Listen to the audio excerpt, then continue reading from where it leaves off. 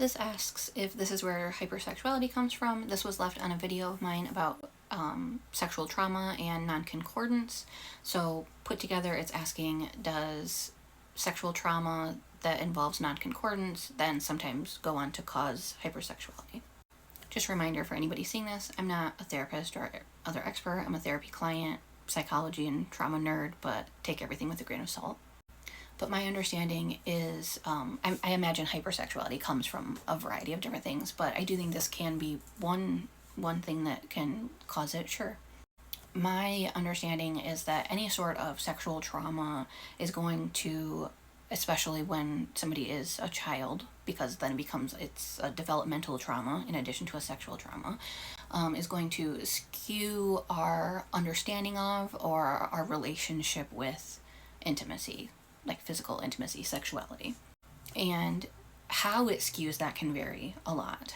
And how a victim processes what happened to them can vary a lot. And I think how we process it, or the kind of the meaning we make out of it, or what we learn from our trauma, probably impacts how we cope. So, for example, I skew more hyposexual, and I suspect that one of the biggest reasons why I went that route was because the meaning I made out of my experiences was that my own physical arousal was bad because it was happening during trauma. So I thought that, like, it got grouped together, it got coupled for me. And so when I thought that my physical arousal was the same thing essentially as this bad trauma experience, like, for me, the solution to that was to, like, try to avoid it and suppress it. For other kids, they might make different meaning out of the nonconcordance. They might notice that with nonconcordance there is an element of arousal, and that they might confuse that physical arousal with genuine desire, which would make sense because ideally when we experience arousal, it is supposed to be from desire and not from this traumatic nonconcordant experience. But for those kids who think, oh, my body reacted this way, so I actually desire this, they might kind of then go on to identify with that experience of being sexualized too young. Think, like, I am ready to be a sexual person, like I already am a sexual person. They might internalize, like, that objectification that happened to them, that like, yeah, this is who I am, and this is, like, part of my purpose, or this is how I can connect to people, this is how I can get attention from people. Depending on the relationship with the abuser, they might associate this with love.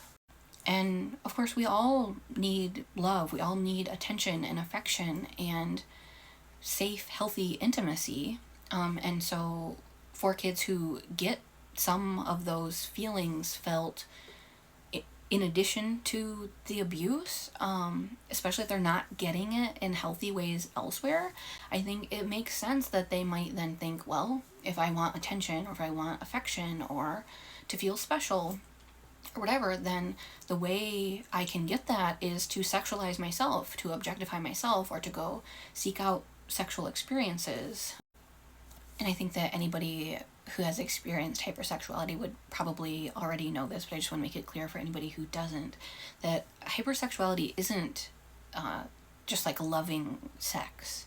It is a real mixture of things for people, from my understanding, from what I've seen other victims say, that, like, yes, part of it is about seeking out these experiences both physically and emotionally, but there is it's not an exclusively positive thing. It's something they feel they need, it's something they're driven towards, but also something that maybe makes them feel used, maybe is triggering to them, maybe has this, like, shame spiral, or like a compulsive or almost like addictive aspect to it, but they don't know how to cope any other way, or how to get their needs met without these things. Like, they might think it's the only way to feel seen or to feel loved, or to try to scratch this itch that they have, that is this wound that was created from the trauma. I've also read where other victims have said that it was almost a rebellious act, that during their abuse they felt so powerless, and so their kind of mission with being hypersexual after the abuse was to kind of prove to themselves and or others that they were in control of their own sexuality, and so they weren't they didn't want anybody else to weaponize it against them, and so they really embraced it in an attempt to just feel like they had control and that they weren't powerless. I personally don't have much experience with this, just because I happen to cope the other way. If other people have more experience with this, or want to explain how their CSA, nonconcordance, and hypersexuality seem to correlate for them, please leave comments. I'm sure other people will feel seen and validated to find other people who have similar experiences.